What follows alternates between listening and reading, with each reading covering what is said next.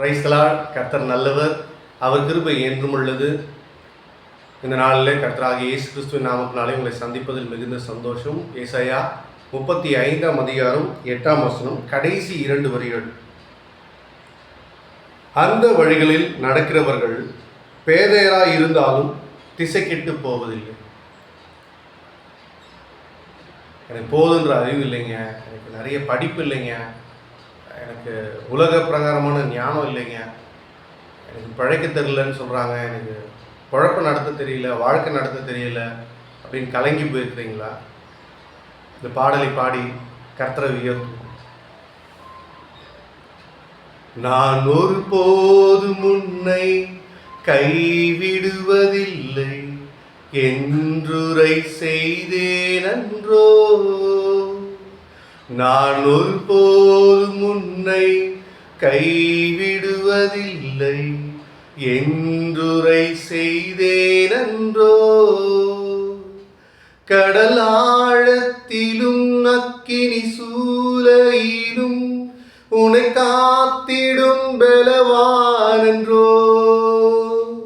விஷ சர்ப்பங்களோ சிங்க கூட்டங்களோ பயம் வேண்டாம் அருகில் நான்.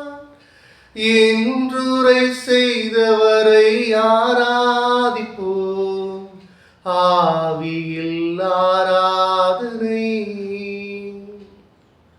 என்றுரை செய்தவரை ஆராதிப்போம், ஆவியில் ஆராதனை. பேதையராக இருந்தாலும் திசை கெட்டு போவதில்லை. ஆவியில் ஆராதனை செய்யுங்க. ஒருபோதும் நம்மை விட்டு விலகாத தேவன், நம்மை கைவிடாத தேவன், கைவிட தெரியாத தேவனுடைய சொந்த பிள்ளைகள் எத்தனை சந்தோஷமா நம்ம கொண்டாடணும் இல்லையா? நம்ம வாழ்க்கையில இன்னைக்கு இருக்கிற சூழ்நிலை வச்சு எதிர்காலத்தை முடிவு பண்ணாதீங்க. கர்த்தர் பெரியவர். ஆபிரகாம் ஆசீர்வதிக்கப்பட்டவனாய் கர்த்தருடைய உடன்படிக்கையில் இருந்தான். ஆனால் ஆசீர்வாதம் உடனே அவனுக்கு கிடைக்கல, பிள்ளையும் உடனே கிடைக்கல, சொத்து சுகமும் உடனே கிடைக்கல. ஆனாலும் விசுவசித்தான். விசுவசிங்க. ஆபிரகாமுக்காவது பொறுமையாக எல்லாமே கிடைச்சது, ஆனால் உடன்படிக்கையை முதல்ல செஞ்சிட்டார்.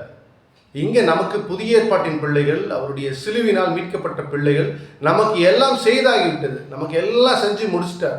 நாம் அதை பெற்றுக்கொள்ளும்படியாக விசுவாசத்தோடு வாழ்ந்தால் போதும். கர்த்தர் நல்லவர். நீங்கள் திசை கெட்டு போகிறது இல்லை. பேதையாக இருந்தால் இன்னும் சந்தோஷமாக கொண்டாடுங்க. கர்த்தர் நம் சொந்த தகப்பன். ஆமென். God bless you. Have a good day.